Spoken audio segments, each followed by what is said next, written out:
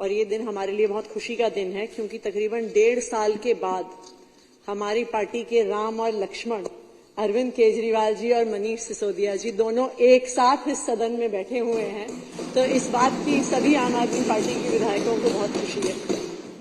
लेकिन हम सबके मन में दुख भी है, हम सबके मन में दुख भी है, क्योंकि वो व्यक्ति, वो नेता अरविंद केजरीवाल जी, जिनको दिल्ली की जनता ने प्रचंड बहुमत से जिता के भेजा, भारतीय जनता पार्टी के षड्यंत्रों की वजह से, भारतीय जनता पार्टी ने जो उन पर कीचड़ उछाला, भारतीय जनता पार्टी ने उन्हें झूठे केसों में जो फंसाया, भारतीय जनता पार्टी ने 6 महीने उन्हें जेल में रखा, उसकी वजह से अरविंद केजरीवाल जी को इस्तीफा देना पड़ा और आज वो इस मुख्यमंत्री की कुर्सी पर नहीं बैठे हुए हैं जिस पे दिल्ली की जनता ने उन्हें बिठाया था। इस बात का हम सबको बहुत दुख है।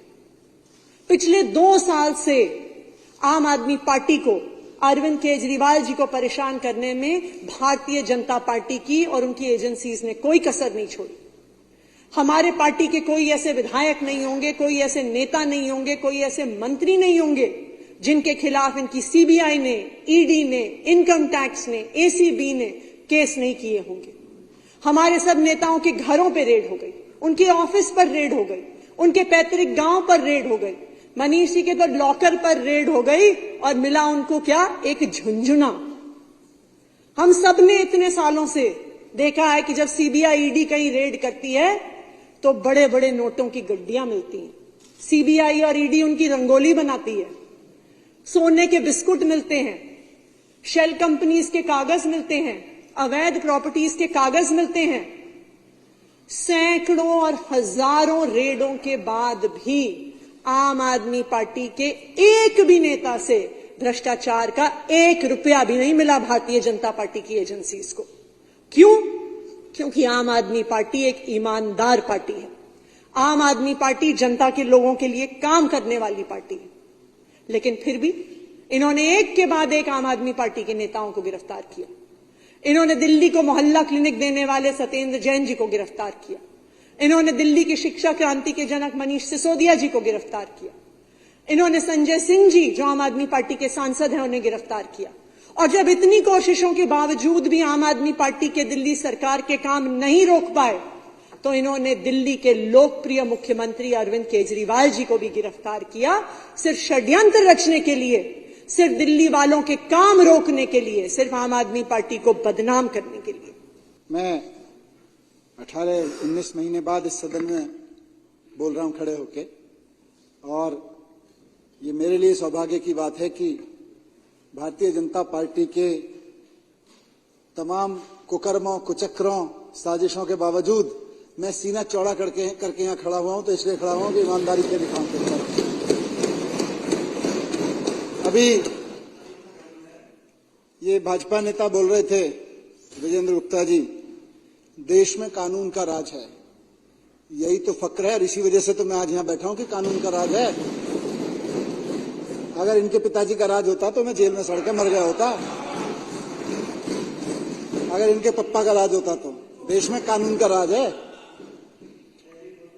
देश में कानून का राज है, देश में कानून का राज है। इसीलिए आज यहां बैठे और आपकी आंख में आंख डाल के कह रहे हैं कि चोट तो छोड़ेंगे नहीं तुमको।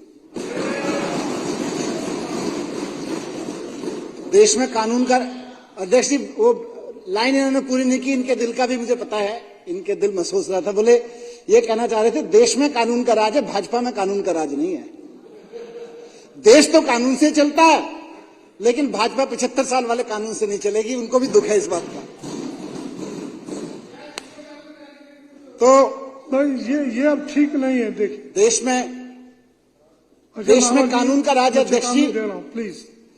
देश में कानून का राज है। इसीलिए कश्मीर से लेकर कन्याकुमारी तक जितने विपक्ष के नेताओं पर इन्होंने गैर कानूनी काम किए, इनके हर गैर कानूनी काम पे इनको कानूनी गालियां पड़ रही हैं। सुप्रीम कोर्ट से लेकर, हाई कोर्ट से लेकर, अब तो लोअर कोर्ट भी इनको गालियां पड़ रही हैं। क्या कर रही हैं एजेंसियां? क्या कर रहे हो तुम लोग? पूछ रही है। ये बीजेपी से पूछे जा रहे हैं सवाल, ये ईडी और सीबीआई से नहीं पूछे जा रहे हैं। आज सुप्रीम कोर्ट से लेकर लोअर कोर्ट तक, कश्मीर से कन्याकुमारी तक जो लताड़ रहे हैं एजेंसियों को, वो एक्चुअली तो भारतीय जनता पार्टी को लताड़ रहे हैं, क्योंकि देश में कानून का राज है और ये लोग गैर कानूनी काम कर रहे हैं, असंवैधानिक काम कर रहे हैं। कानून का राज है, इसीलिए इनको गालियां पड़ रही हैं चारों तरफ, पूरे देश में थूथू हो रही है इनकी कि भारतीय जनता पार्टी को सत्ता क्या मिल गई, एजेंसियों का खुला दुरुपयोग होने लगा। सिर्फ नेताओं के खिलाफ नहीं, अध्यक्ष महोदय, हम तो नेता हैं, लड़ने के लिए निकलते हैं घर से। जिस दिन सोचते हैं कि राजनीति में जाएंगे उस दिन लड़ने के लिए तैयार होकर निकलते हैं कि लड़ना है, कोई रेड कारपेट लेके नहीं बैठेगा। लेकिन इस देश के व्यापारियों के खिलाफ देखिए, कश्मीर से कन्याकुमारी तक अगर आप पीएमएलए के केसेस देख लीजिए, देश के हजारों नहीं लाखों व्यापारियों के खिलाफ भारतीय जनता पार्टी ने शोषण का अड्डा बना रखा है। ईडी को पीएमएलए के नोटिस दिलवाते हैं, 4 बड़े व्यापारियों को जेल में भेज देते हैं और उसके बाद कहते हैं भैया देखो 4 बड़े व्यापारी और 4 बड़े नेता जेल में डाल रखे हैं, 1 साल से निकलने नहीं दिया, आतंकवादियों वाले कानून, ड्रग माफियाओं वाले कानून लगा के तुमको भी जेल में डाल देंगे, चंदा दे दो। और चंदा देना पड़ता है बेचारे को।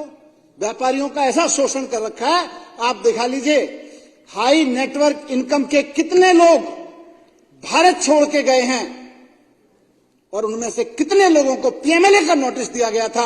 शर्म से डूब मरेंगे भारतीय जनता पार्टी वाले अगर ये डेटा सामने आ जाए।